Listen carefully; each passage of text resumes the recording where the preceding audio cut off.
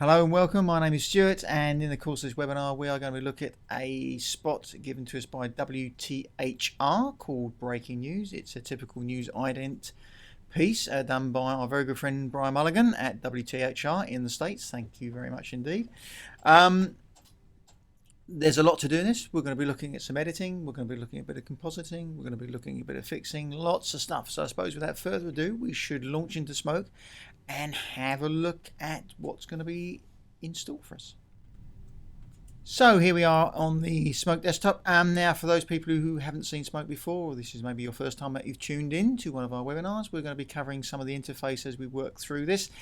Just to start off with though, we're going to be looking at the final version. This is the final player, just to put into some perspective what we hope to achieve in this session. So let's just play down the final. No first. No now. No the instant. No the moment.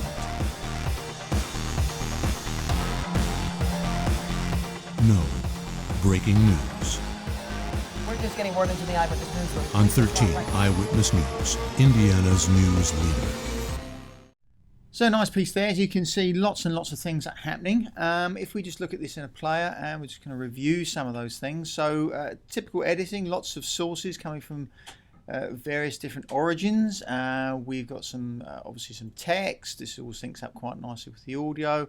Lots of things going on. We've got some screen replacements there. Lots of those. We're going to be looking at these in quite some depth. A whole manner of things. We've got some fixes to do. We've got some cleanup of footage. And of course, right at the very end, we've got this quite sort of typical 3D station ident. So we're going to see how we can accomplish all of this inside of the Smoke environment. Just before we do start this, a little word about the interface. Once again, for those of you who haven't sort of tuned into one of our webinars before, maybe you just hopped in on this one just to find out what Smoke's all about. Lots of things that we can do inside of Smoke, lots of ways that we can configure this. You can see at the moment I've got this set up, so I've got what we call our workspace here. This is really what you would call bins in any other editing application. We can have lots of different bins, lots of subfolders, as you can see. Obviously a timeline area. What makes Smoke fairly unique is the way that we can kind of view our media. If we kind of have a look at some of these, not only can we see them as a representation inside of our bin or inside of our library as we call it, but we can also see them as full-size scalable clips on our desktop. So there's lots of ways that we can organize and visualize all of our media as we go through and work with that. In this particular webinar, we're going to be sort of concentrating more on a traditional source record view. So once again, we've got some nice swipe bars, some nice enhancements where we can quickly toggle through different viewing modes. And we're going to be looking at working, like I said, with this source record view and also more directly with our workspace here. Just slightly different, but once again, you can kind of work with Smoke in any way that you feel most comfortable.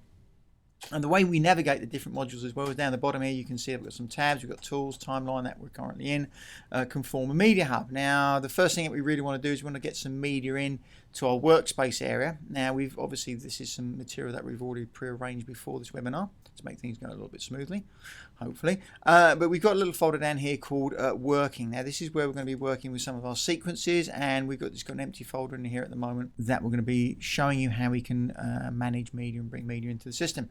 We do that through the tab that's called Media Hub. Media Hub is basically our gateway into the outside world. We can bring media in here. This is where we do all of our media management, bringing things in, exporting media. This is also where we can look at other projects within our Smoke system on this workstation, other machines on the network, and this is also where we can tackle our archiving. So truly it's one unified place where we can deal with all of our media. We've got some locally attached storage on here. Obviously there's many different folders in here. The one we're going to be looking at is this WTHR Breaking News, and we've got, surprise a whole folder full of media. Now once again, the same sort of process of viewing and working with clips that we had on the desktop is carried through to this Media Hub. So if we kind of look at one of these folders here, you can see that it represents this external media as scrubbable clips. All very nice. We can go through, we can look at these clips, we can play these clips. In fact, if we swipe across, we can also get this small mini viewer in where we can review these clips, we can also set some ins and outs even before we've brought this stuff into the system. So kind of very nice. Format support is something that we're quite proud about inside of this. You can see that as well as QuickTime. I mean, the system will automatically sense the media that we're bringing in and give you the options that are applicable, but you can see that we support a veritable plethora of formats coming in as well as going out of the system. So pretty much most of the media formats that you're going to come across, we're going to be able to deal with those natively directly within the Smoke environment. All very good so far. If we're going to work with some media bringing things in, we would always bring these in as what we call a live link. So we're not really sort of copying or moving stuff, just linking it. So if we wanted to bring across 3 clips like this, we'd just make a selection or select the whole library, pick them up on the pen, and we would then drop them into a library in our workspace area. Now if we go back to our kind of timeline view, I'm going to look at our thumbnails here, and we actually look at that folder. You can see that these are represented by these clips. It's all very good. Now in this particular case, we've got a lot of media to bring in, not just these 3 clips. If we kind of come back up, you can see that we've got all these subdirectories within that media folder. And once again, some nice enhancements, some nice things that make your life as an editor or compositor really useful inside of Smoke is the way that we can, in this particular case, grab this hierarchy, grab the top folder of the media, drop it into our folder in the workspace panel, and you can see what Smoke is going to do is going to make a link to that media, but it's also going to respect the external structure of the directory that all this media is in. So basically here, instead of just bringing it into a folder, it's actually mimicking the external structure of the file system. Really useful if you've got people arranging or organizing your media for you outside the system before you start working on it. So we've kind of got some media in now. How do we start editing this together into some kind of timeline or a sequence, as we call it? And that is what we're going to be doing next. So there are various ways that we can start off our sequence. We're going to look at a couple of those. One way that we can do it, if we just look at this folder with the helicopter footage, is we can take any of these sources and we can start that off as the initial clip inside of a new sequence. So as you can see, any of these clips that we click on is displayed in the timeline below as a source. It's designated by the little green tab. If we take any of these clips and drag it down into this area next to the green tab, it creates what we call a new open sequence, and that's designated by the red tab here, not only in there but on the desktop, and also you can see in the workspace here. And this essentially is going to be the starting point for our new sequence, and we can go through now and we can edit other clips onto that. So that's kind of one way. All of these sequences can either be open and active, or they can be closed and inactive, so we can have multiple sequences open. So that's one way of doing it. Another way is if we right click on the desktop, we get some contextual menus. There are contextual menus everywhere. Go and explore. You're going to find them in any of the panels around inside the Smoke interface. This particular one in this area enables us to create new media, new default items, libraries, folders, or sequences. And in this particular case, if we do that, you can see that we have a dialog box comes up and allows us to create a new empty sequence, give it a name, give it a resolution, bit depth, frame rate, how many default tracks of video and audio that we want. And this is how we're going to start doing our edit. We've actually got one that we've created a little bit earlier. If we look down here in our sequences folder, we'll have a look at this. You can see we have a new sequence which is open. All we really have to do is make this to be our active sequence. So if we swipe across, we're going to bring up our source sequence viewer. And this is another way of starting a sequence, once again with any of the clips that are inside the workspace. In this particular case, our pre-made empty sequence. If we double tap it, ta-da, little fanfare there for you, no extra charge. You can see that it's opened this up as the active sequence, as designated by red. It's put it into our record viewer, and in our workspace area here, you can see we've got a little film strip, a little red triangle, indicating that this is the currently open and active sequence. And all we have to do from there is start editing some material in. So using the source record viewer, going back into our workspace library, we are going to go find some media. So if we kind of look into here, and you can see we've got all our various folders for all the bits and pieces that we use to put this together, including some audio. So first off, let's look at getting some video in. So once again, we can click down on here. So this is, like I said, this is a very sort of traditional way of working that you may be familiar with inside of other editing packages. And for this kind of project, it works out quite nicely. So our establishing helicopter shot, now you can see that we've already got some ins and outs prepared up for the sequences that we want. These are all quite long clips. Now we can start editing these down in various ways. We can use hotkeys, we can use the dedicated buttons in the interface for overwrite and insert and extra functions underneath the blue one, or we can just simply come into the source player, grab hold of it and drag it down. Now Smoke does some really nice things on the editing side. Now they've really spent a lot of time refining and updating all the editing functions.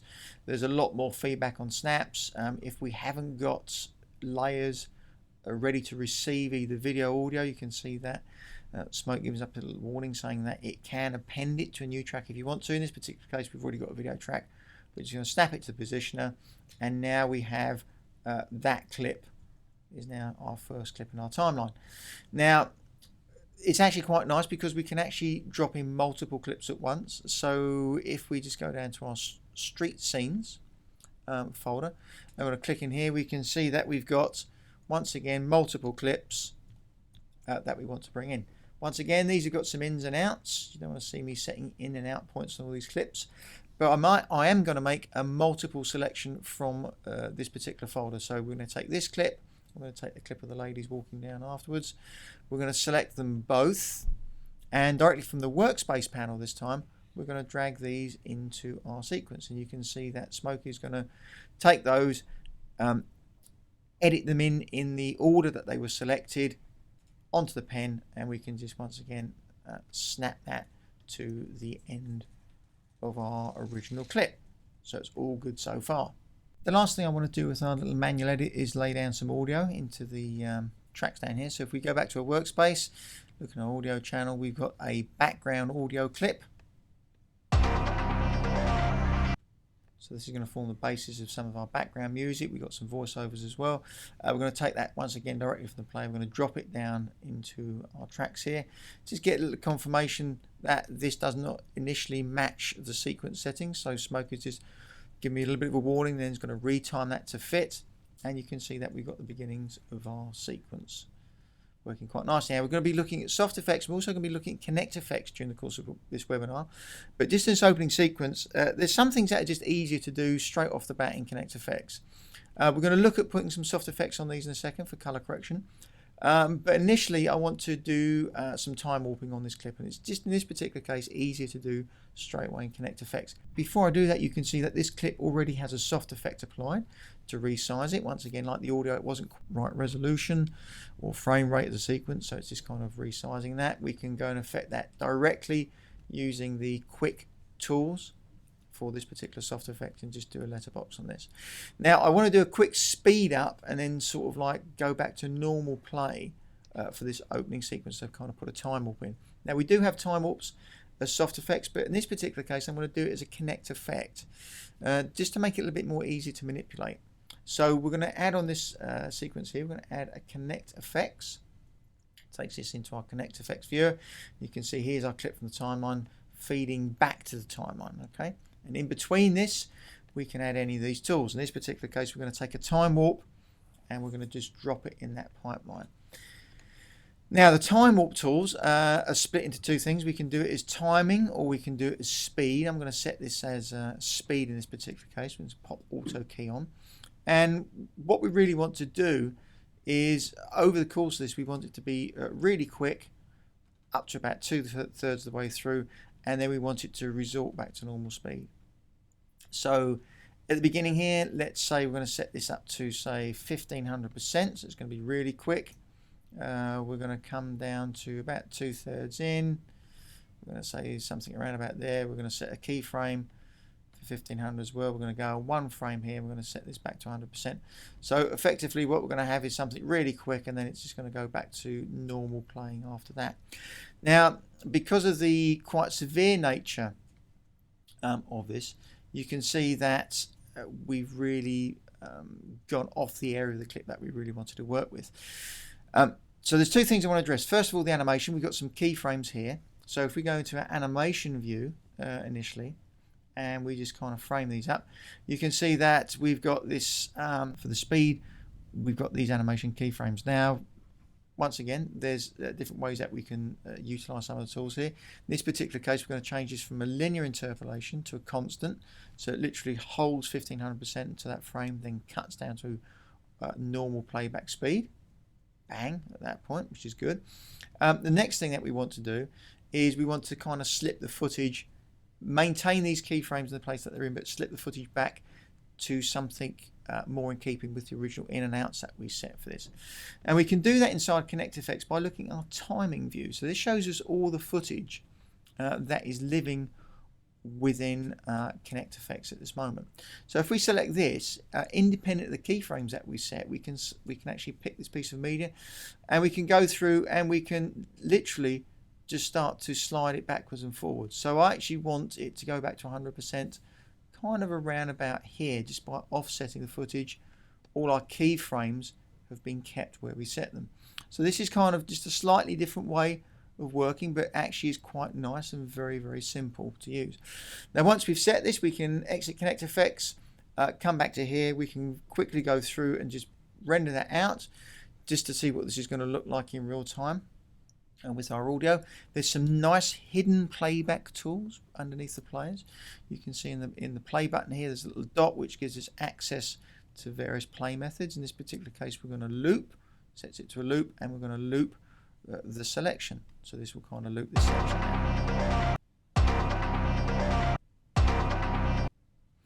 And it does exactly what we want it to. Really quick, then pops back down to normal speed just for this slowdown. Very sort of typical news orientated kind of effect. So the last thing we want to do on this before we load up the final conform timeline and do some other bits and pieces on that is actually to put some soft effects on here, and we're going to put these on as gap effects. We're going to put these soft effects on an empty layer. Down here, just going to make ourselves a new empty video track. It's kind of what we want, and we're going to apply the gap effect to this empty layer. Now in this particular case, we're going to do some color correction, and we want that color correction to go over multiple clips, which is why it's nice to put it on an empty layer. So if we select this, we go to our effects tools and we put color correct on. So this is now a soft effect applied effectively to an empty layer. This will be an adjustment layer. Once again, if you're coming from another piece of software, it's same bit different. We can do similar sorts of things. Now in this particular case, we can use either the very basic menu, but we're actually going to go into the more advanced editors for these soft effects. So take the color corrector, enter the editor, and you can see now we've got not just one color corrector, but actually we've got two. We've got the color corrector and the color warper. We're just going to use a color corrector to start off with. Now what we want to do on this is we want to add a little bit more density, a little bit more saturation on this. So we're just going to use our basic controls on this. Just play around with our gamma, just kind of like make that a bit more richer. Add some saturation, make it a little bit more colorful. We're going to overdo this so we can see the difference. Maybe we're going to take the gamma down a little bit more, something like this. And then down in the options down here, we can preview, we can hide those effects. That's how it was. This is how it looks now. All well and good. Coming back out to our timeline, this color correction now goes across all these different clips. Now the problem is that it works for the first one, but it doesn't really work for the other two. We need to make some kind of adjustment. Now what's good about this is that even though this is an empty layer, we can treat this just as a clip, as a segment, which means we can come in, we can use our editing tools to very quickly come in, and on the transition points we can put some cuts in. So now we've got that same color correct, but we've now got it separated with transition points. And there's a nice little shortcut that we can use to not have to keep coming in and out of these editors. So even though we're going to start off with this first clip's color corrector, we're going to go into its editor. If you remember when we were talking about the playback modes, we've got all these hidden functions underneath some of the play buttons. We've also got them in these end sections as well. So if we just click down on some of these, you can see that we can go to in mark, clip start, all the different things. The thing we're going to look at is timeline effects on the current track, and this is quite nice. This is going to allow us to navigate between the color correctors on those various gap effects without coming out of this editor. So in this particular one, we maybe just want to bring the gamma up a little bit, maybe take the darkness down, maybe just add a bit of gain so it just sort of boosts it up. But you can see now, you can see that the actual parameters change just using these navigation tools, set to time effects, we can literally go between the segments without having to come out of them. Big time saver. So this one we can just bring that up a little bit. Maybe once again just increase this a bit. Something like this. And we can just quickly navigate through all those soft effects, all those color corrects in the editor in one go. A real little time saver.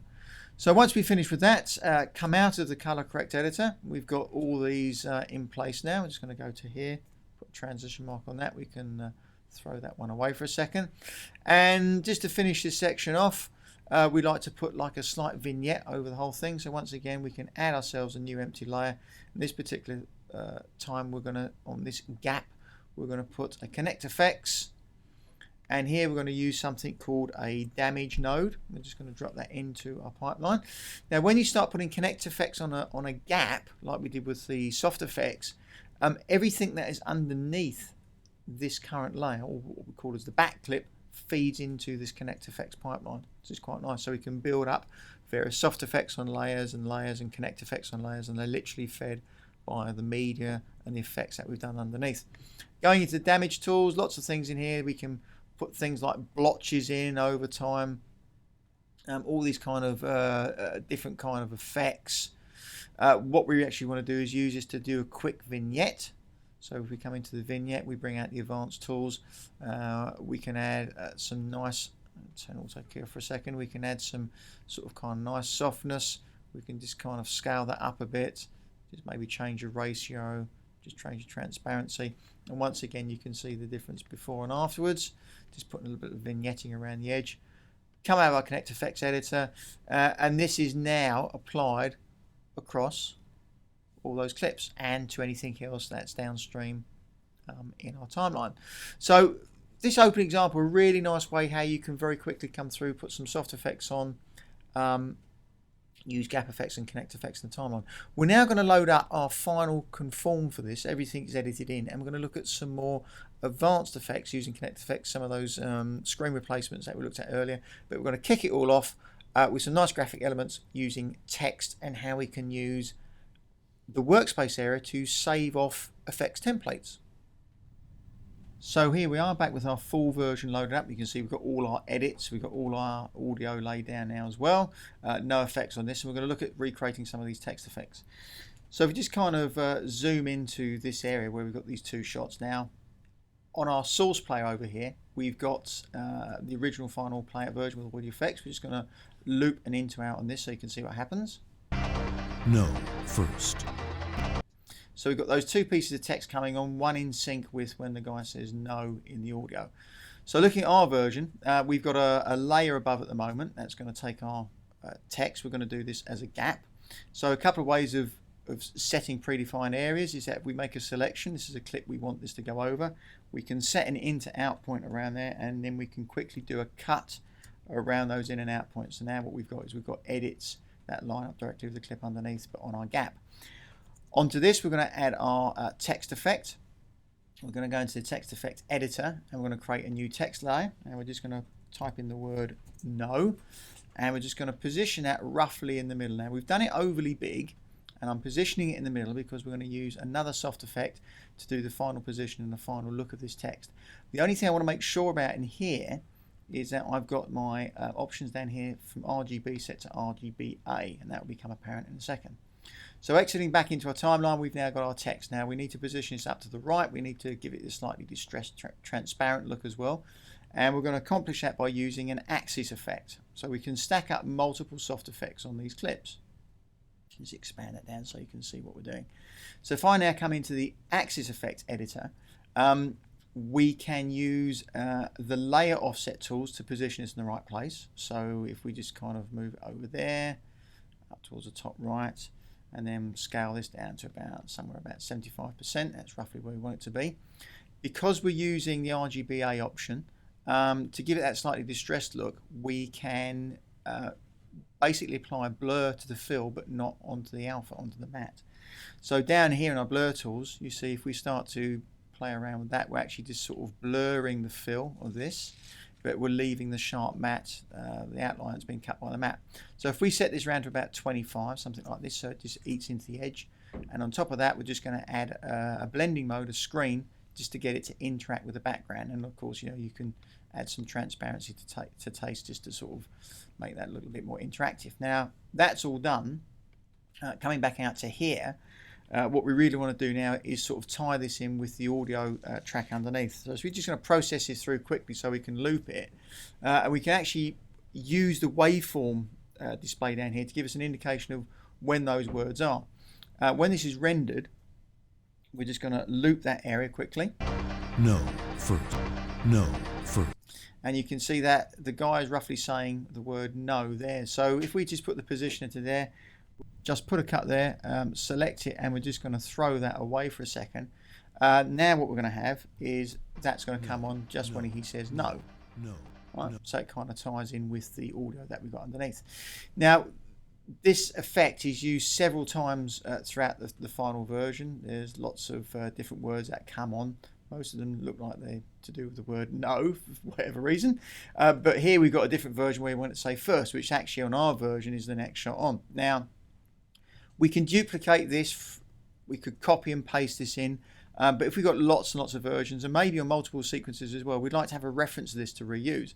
So up in our workspace area, in our working folder, I've created a subdirectory called effects. So what it means, I can actually come here, copy this clip straight out, and I can drop it into this workspace area. Now if I look at that in my source, you can see that's basically a gap effect with this text on. This is the entire setup. Now this is really kind of quite nice because that means that I can just take this, bring it down from my workspace area and drop it in anywhere else in the timeline, and obviously trim it out to match things, and it has that effect is already there, except obviously it's got the old word in.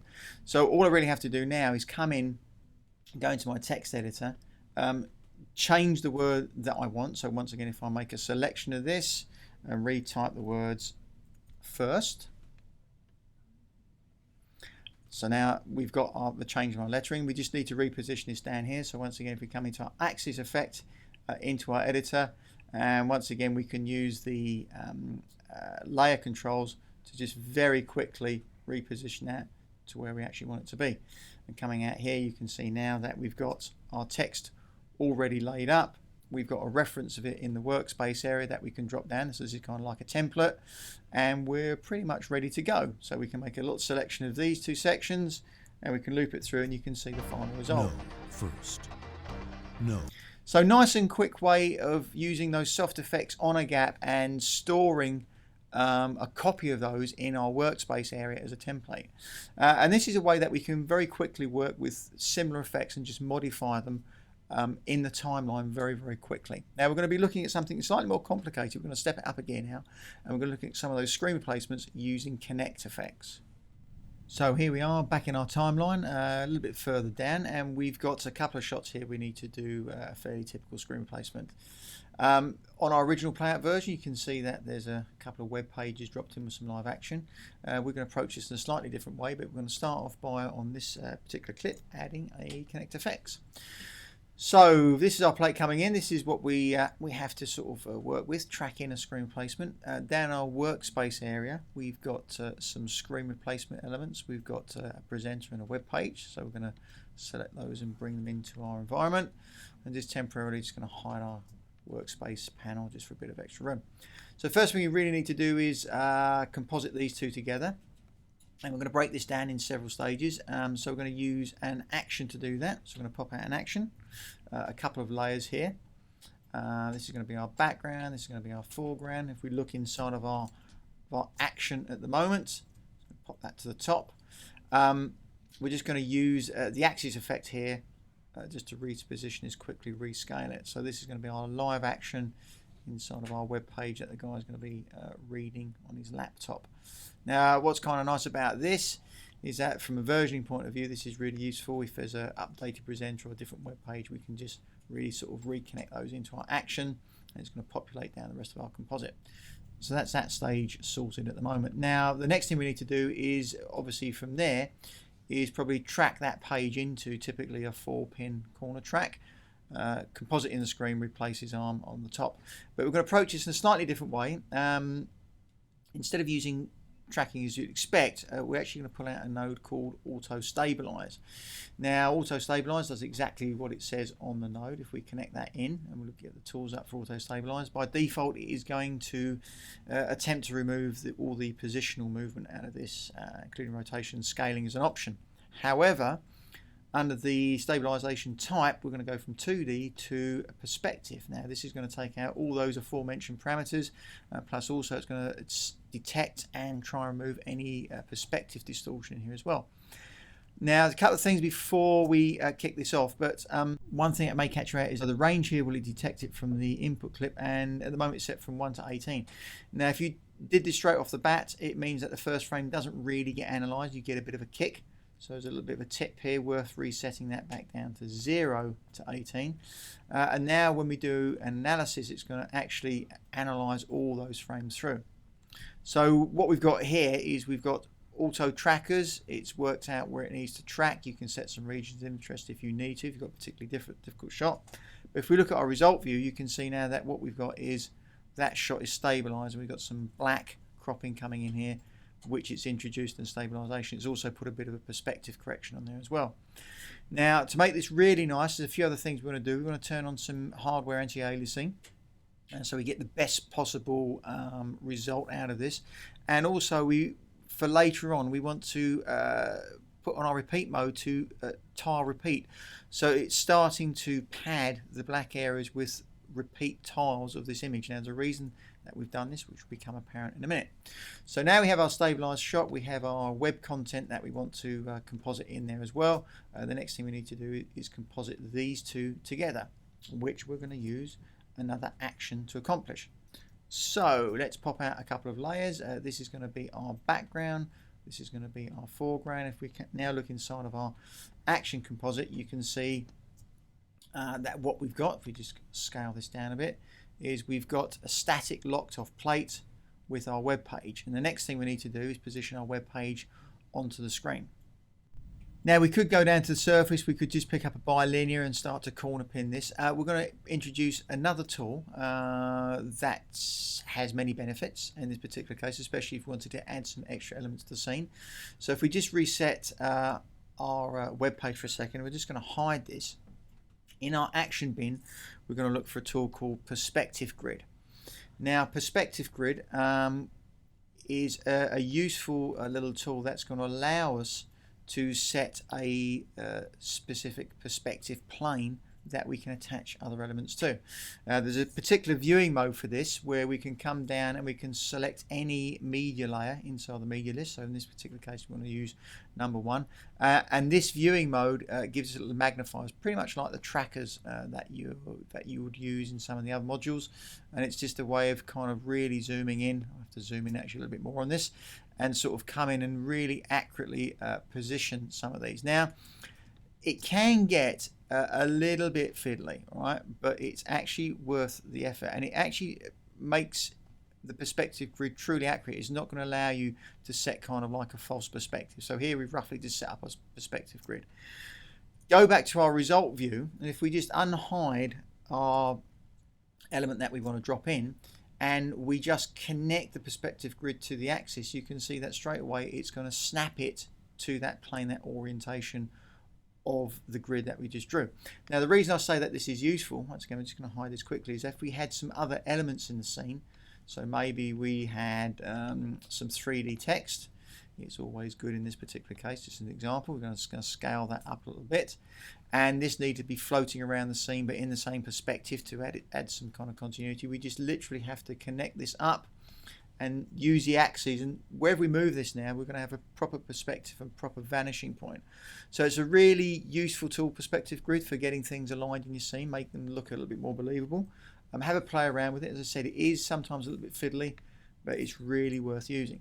So in this particular case, we've got everything lined up. We're just going to scale this down. Now, we're going to have to scale this down quite a lot to get it to fit, and sometimes that gets really fiddly on the scaling. You'd be moving 1 or 2 pixels. So once again, a useful little trick is if we duplicate out the axes, drop it in again, we can use this as an offset. We just get a little bit more granularity. The perspective grid is going to be working, but we don't need to see the grid all the time, so we can just hide that. And if we can go down now, we can just make our final adjustments of how this is going to fit in. So just positioning this somewhere like that. We're just going to turn proportion off. We're just going to make that a little bit bigger. And you can see that we're going to get our web page positioning quite nicely. Should have spent a little bit more time with perspective, but you get the idea. Now this is obviously composited over a completely locked off shot, so we don't have to worry about tracking this in now, but we do have to worry about recomping the arm back in on top. So we can come back out to our ConnectFX, look in our tool bin, and we're going to pull out a garbage mask in this particular case. And once again, we're going to take a pipe off of the auto stabilize, and getting our garbage mask tools up, we want to create a mask that we can use to recomp over the arm. So if we just very quickly draw around this guy's t-shirt and his arm, something like this. Excuse my humming. The result is we get a matte. Now the nice thing about this is because we've already stabilized it, we've only got a little bit of the animation to worry about just as he kind of moves there. So really easy. If we come into an auto key, we're just going to select a whole bunch of points here.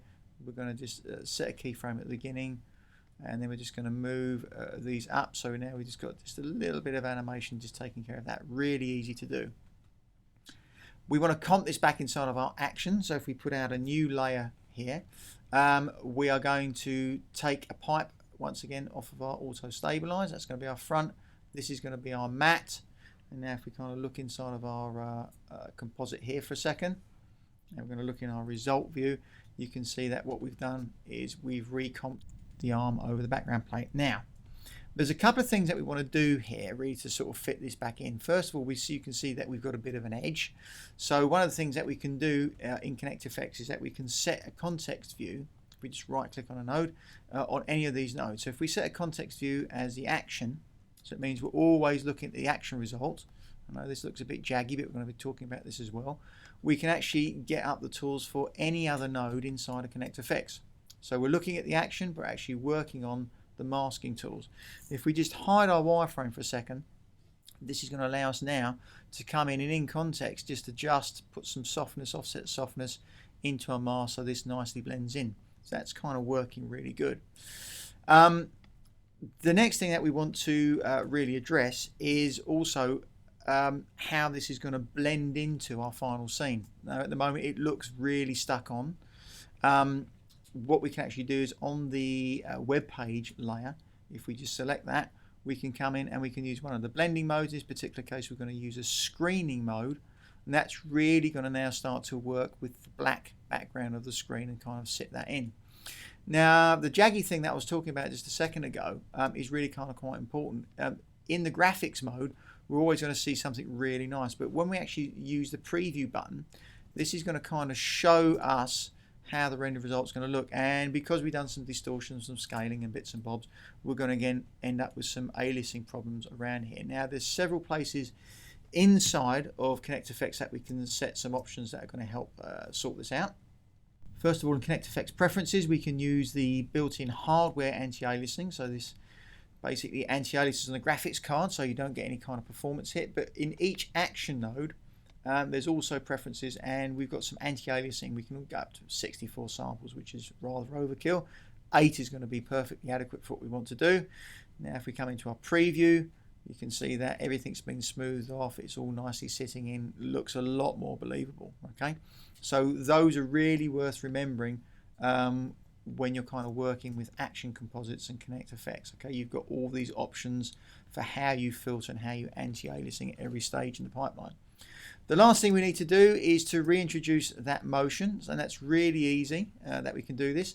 We go right back to our first auto stabilize, just duplicate that node out, and we're going to now connect our action result into that. So we're basically going to be reapplying all that tracking data again, except in this auto stabilize we're going to actually activate this button under the analysis type called negate, which is basically going to reintroduce and rebuild the plate. It's going to reintroduce all that stabilization and perspective correction that we originally removed.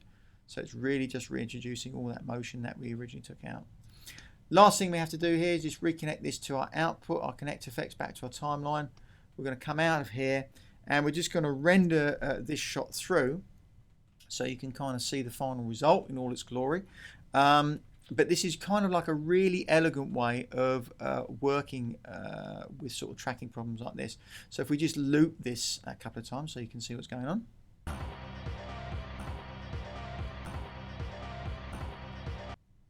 So a really nice way, it sits in really nicely. There's no shimmer, there's nothing happening around the edge there. I could have tidied up the perspective grid a bit more, but you get the idea. Okay, this is a really easy way of doing these screen replacements. And in fact, we did this technique to most of the other screen replacements in the timeline, which we're going to have a quick look at next. Unfortunately, however, as always, as I've been talking and we've been tiptoeing through the timeline, time has indeed been ticking away, and I'm not going to get any prizes there for Onomatopoeia of the Week. But we're going to have a quick look at some of those other shots. So here's the following screen placement. If we just nip into the ConnectFX, you're going to see that we've pretty much done the same sort of process to this. We've run it through stabilizers, doing our comp for our web page. Put a bit of blur in this to blend it in a little bit better. The auto stabilize to reintroduce movement. Like I said, it works so nicely on so many of these shots.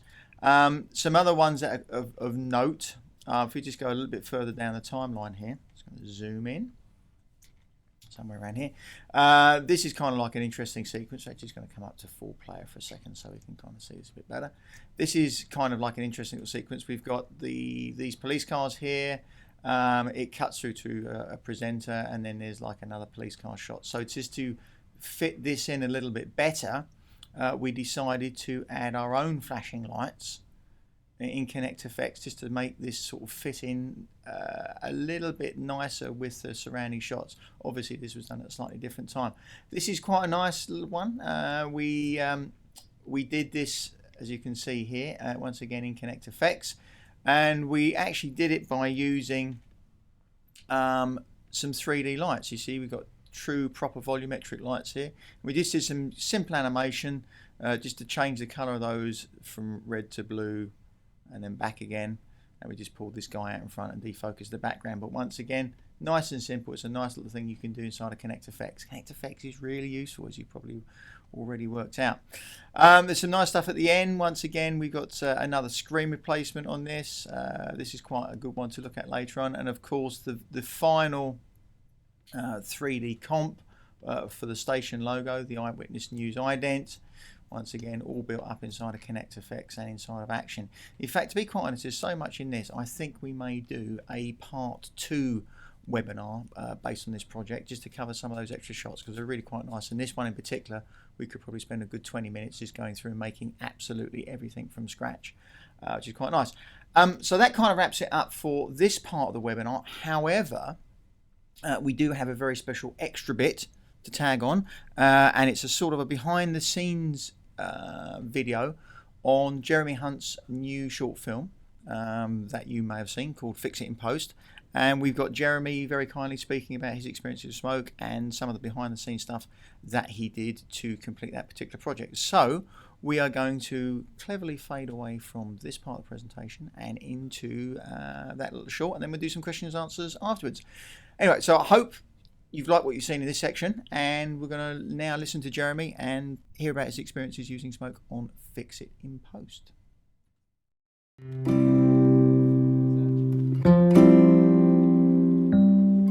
So the film is about a guy who's just trying to get through his day and is constantly interrupted by this godlike force, which happens to be an editor / visual effects artist who is unknowingly manipulating this character's world.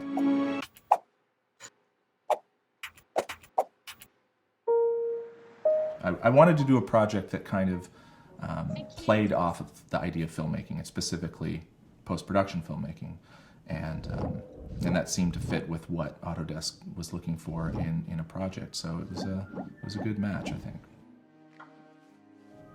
I saw that Autodesk was releasing Smoke for this free trial, and I just happened to be at a perfect time where I needed to recut my reel and I wasn't working on a project. So I said, you know what, this is good. To learn software for me, the best way is to actually do something. So I got the media in, started editing. Within 4 hours, I had a good edit done, and I was just shocked by how great the editor was, and more importantly, how well the effects were integrated into the editor.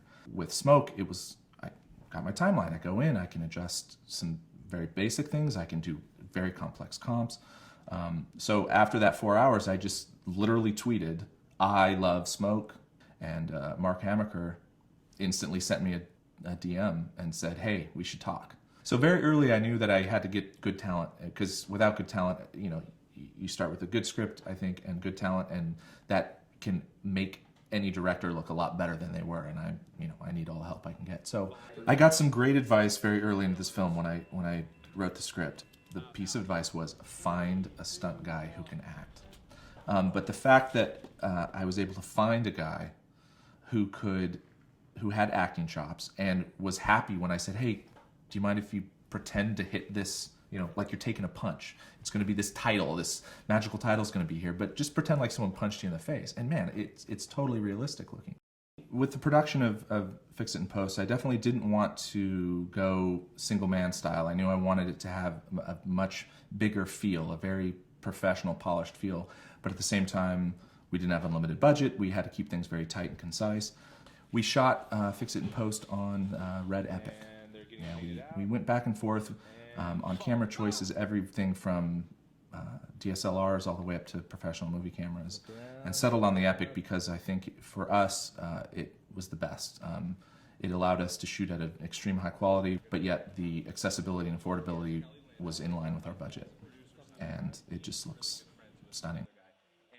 If you go through the history of filmmaking, it started as very specialized. It's still very specialized. Obviously, you have to be specialized to get certain quality and things done on a timeline. But it used to be, you had a director, that's all he did. Then you have the writer-directors. Then you have the writer-director-editors. And now I think you're going to start seeing more writer-director-editor post-production guy.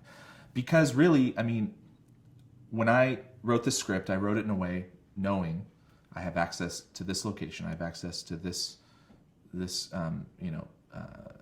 car or street or whatever.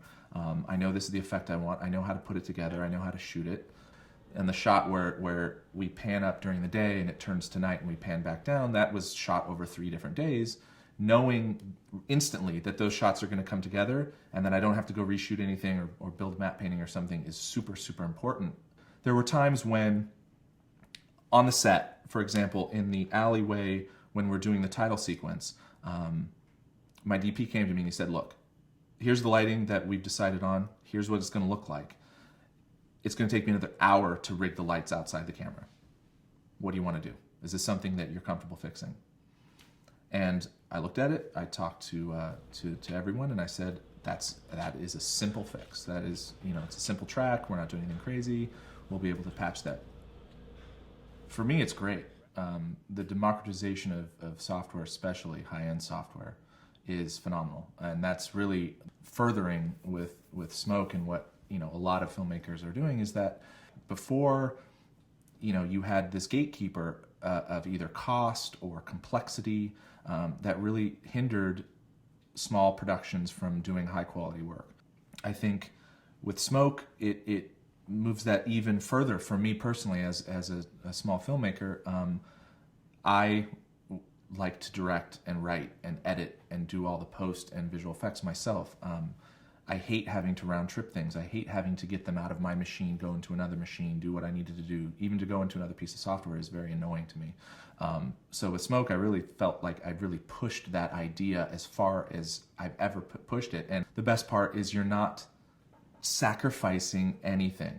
You get a great editor. The ConnectFX, I don't think people that are coming into Smoke that are coming from an editorial background rather than a visual effects background really understand how powerful this tool is.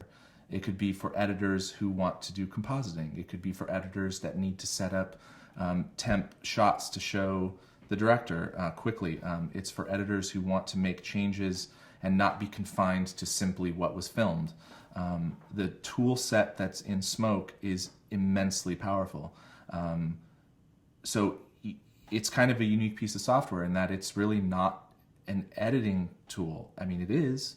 You can do what you want to do in it as far as edit goes, but it's got so many layers to it. I couldn't imagine not having that tool set while editing, because it enables you to make choices that you didn't know you could make.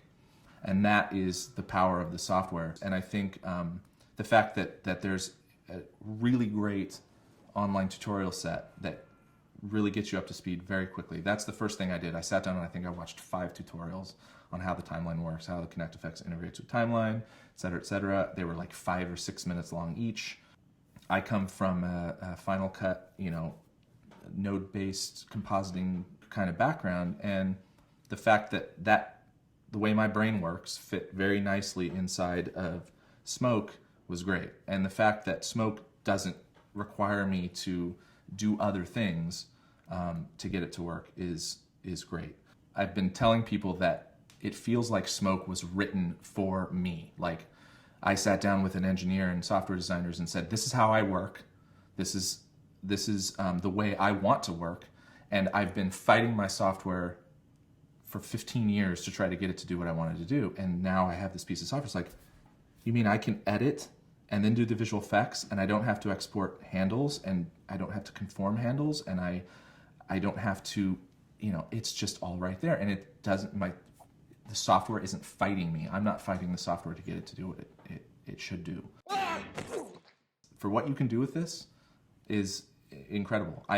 You can have a career using this one piece of software that caters to a lot of different client requirements.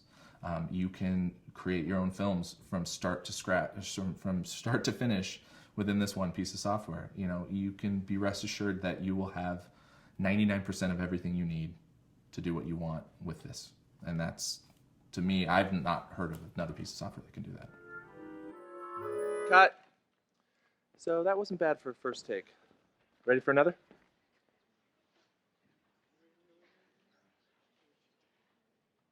Can we just fix it in post?